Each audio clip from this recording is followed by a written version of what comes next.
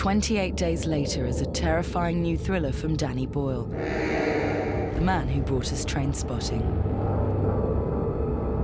Set 28 days after a devastating epidemic ravages Britain, the film follows a handful of survivors as they struggle to make sense of the aftermath. Very simply, it's a story of a group of survivors trying to make their way to safety after the outbreak of a terrible viral infection. It gives people this incurable disease which fills their veins and blood with pure rage, and it turns them into these infected people. And then eventually, everything just stops, and you know, there's only so many people left. Hello! Hello! But how far from reality, though, is the premise of 28 Days Later? And how protected are we from a new killer pandemic?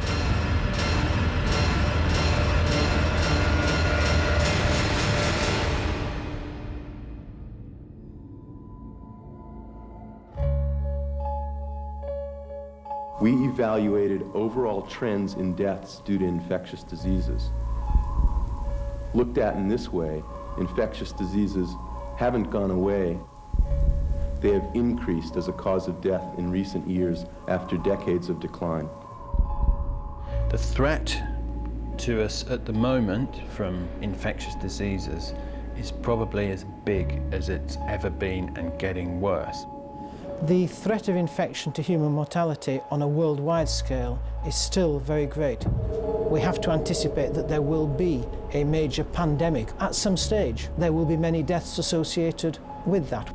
I remember actually when I was at secondary school and my teacher was saying that, you know, we shouldn't worry about global warming or any of these things. She said you should worry about viruses, and that, for some reason, has always stayed with me. There's something very interesting happened while we were filming. There were two German scientists who created a totally synthetic polio virus, but they got all the material off the web. It is the new fear, isn't it? You know, even in weapons of mass destruction, what everybody's really worried about is the anthrax, smallpox, those kind of things. Infectious diseases are indeed the new paranoia that's striking Western society. It is this fear of invisible threats to you, you know, just something there in the air, waiting to strike. If you forget about a disease and consider it beaten, then the organism will take the opportunities which you increasingly offer it.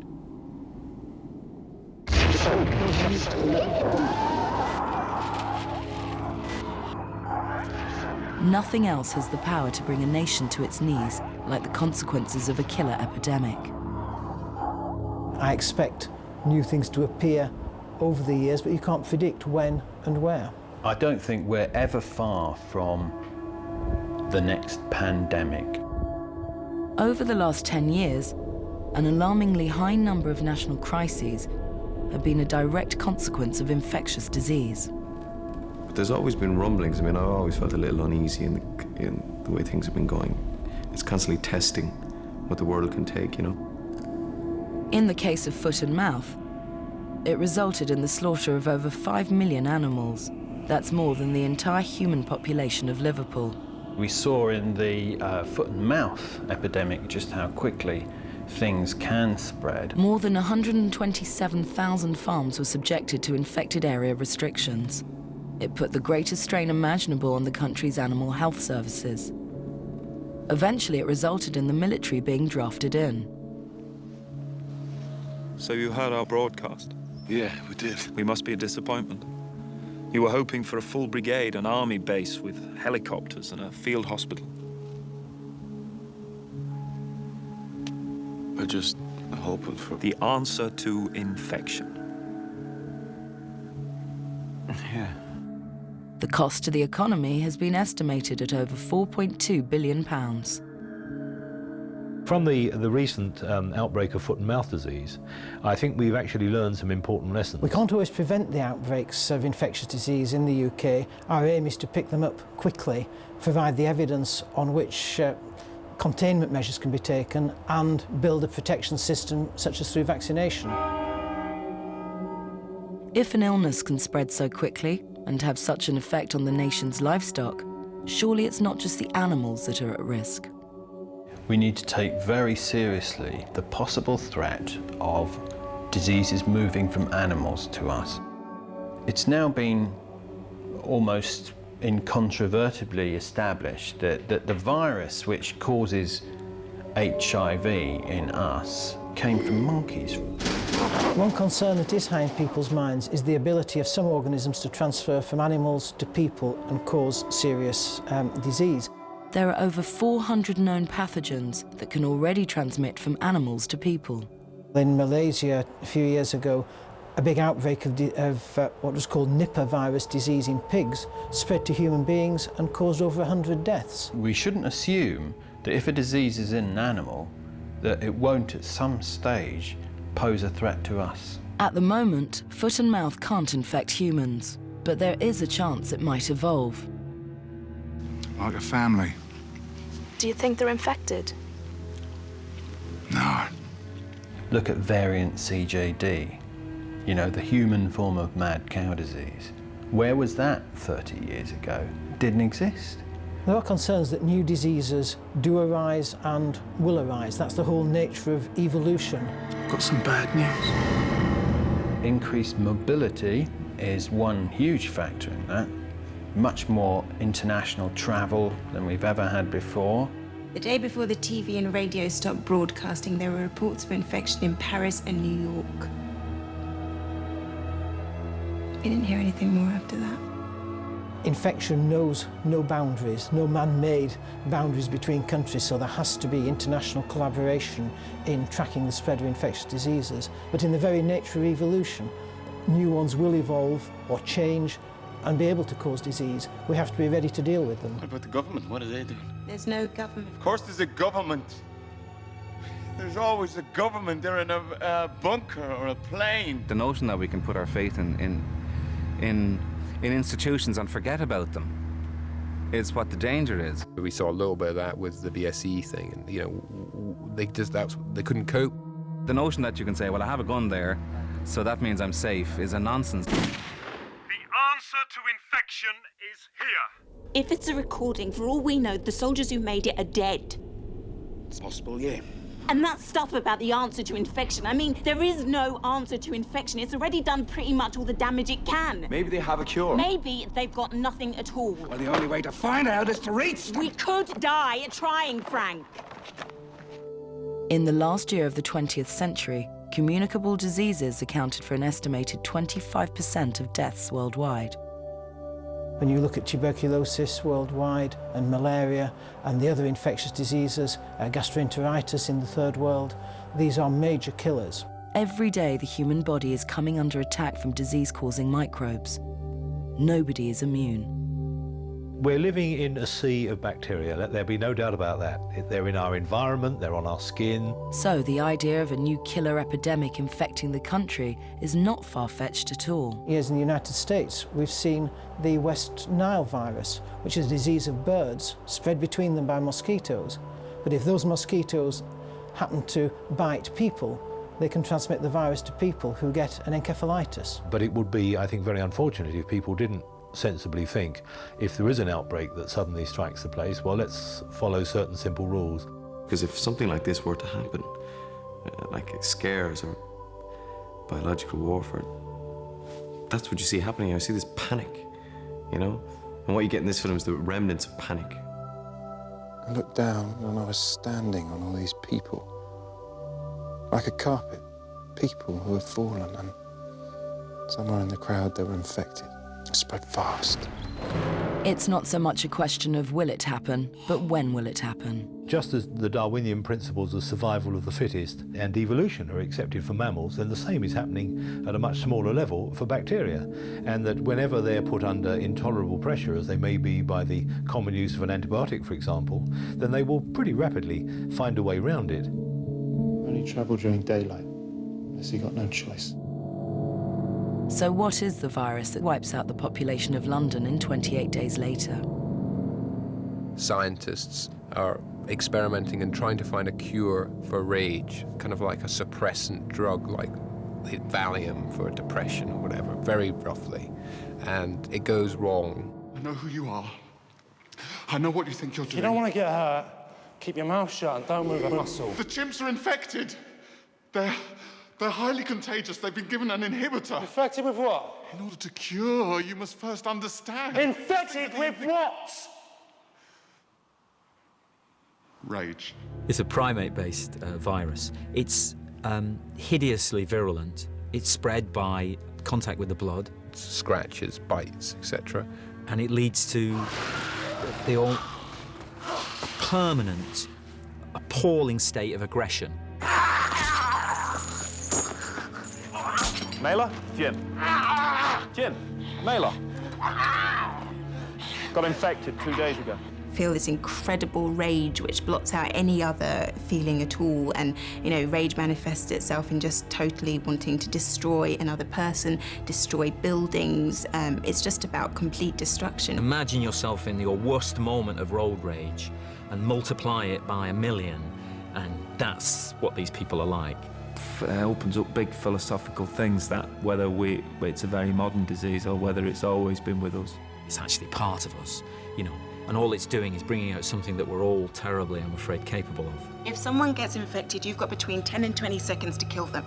It might be your brother or your sister or your oldest friend. It makes no difference.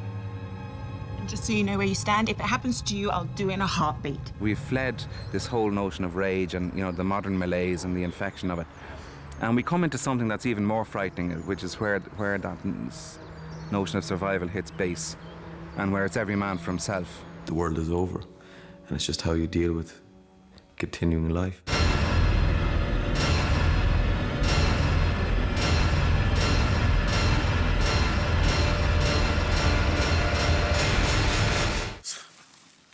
Do you know what I was thinking? You were thinking that you'll never hear another piece of original music ever again. You'll never read a book that hasn't already been written, or see a film that hasn't already been shot.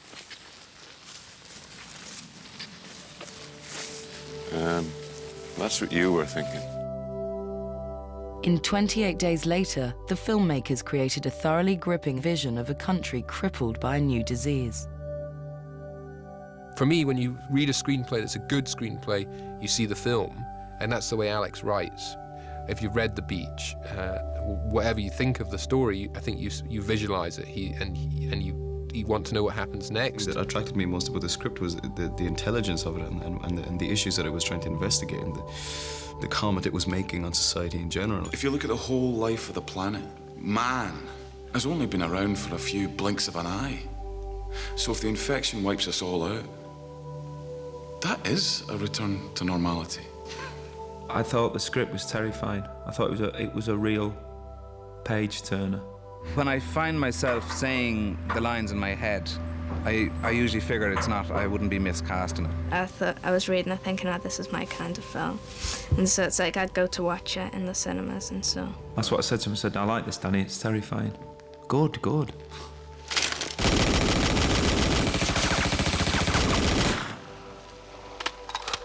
In maintaining a realistic edge to the film, the filmmakers decided to use a cast of less familiar actors. Jim is like the everyman, do you know what I mean? He's just the guy off the street, he's the bike courier. He wakes up out of a coma in a hospital, and the hospital is just completely abandoned, and he walks out onto Westminster Bridge, and London is just desolate, and there's signs of that something unusual has gone down. Selena is one of the people who's survived the rage virus that's been set loose. She's had to shut down emotionally in order to survive, so she's quite cold. You should be more concerned about whether they're going to slow you down. Right, because if they slowed you down... I'd leave them behind. In a heartbeat? Yeah. I wouldn't. Then you're going to wind up getting yourself killed. I have this wonderful relationship with my daughter, and we're hiding out in a survival mode in a high-rise flat. He was just a very beautifully written character. We have a spare room. In there. Are you and Selena? Oh, no. No, I'll take the living room. It's fine. Right. I play a character called Major Henry West, who's a senior officer in the British Army. He and his 8 soldiers are uninfected. but basically what he's done is he's taken over a stately pile, a mansion, and he's made it impregnable. High perimeter wall, which helps.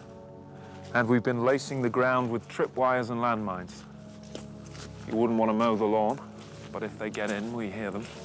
She doesn't trust the army saying that they have the answer to infection, and she knows that there actually is no answer to infection. He represents the head and Jim represents the heart, and ultimately there's conflict between the two. I want to give you a chance. You can be with us.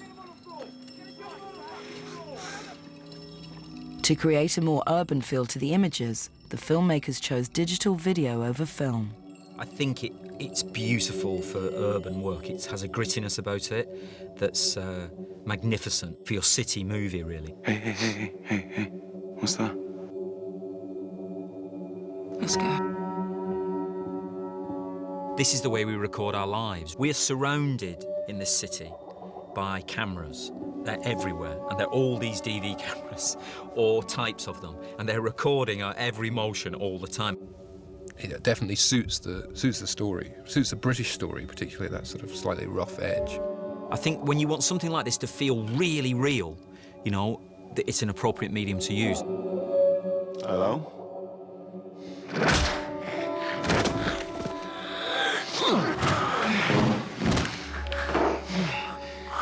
A few occasions, you know, you might just go, phew, and there's a camera there, so you have to be aware of it all the time, you know. But it's great because you can get so many different perspectives and you can do things that you can't do with big 35mm cameras. You can't just sort of wait for your single or for your close-up shot or whatever. You're always mindful there's at least 2 cameras on the go. Which you've got to be aware of as an actor, because you can sometimes think it's a wide and there's one stuck in there that is covering you very close. The film shows a post-apocalyptic landscape created in the aftermath of the epidemic. But creating a completely deserted vision of London was no easy task. We never would have shot that with film. The police were quite happy to assist us, and the councils to assist us doing it because we could do it so quickly. We could be ready to shoot in literally minutes.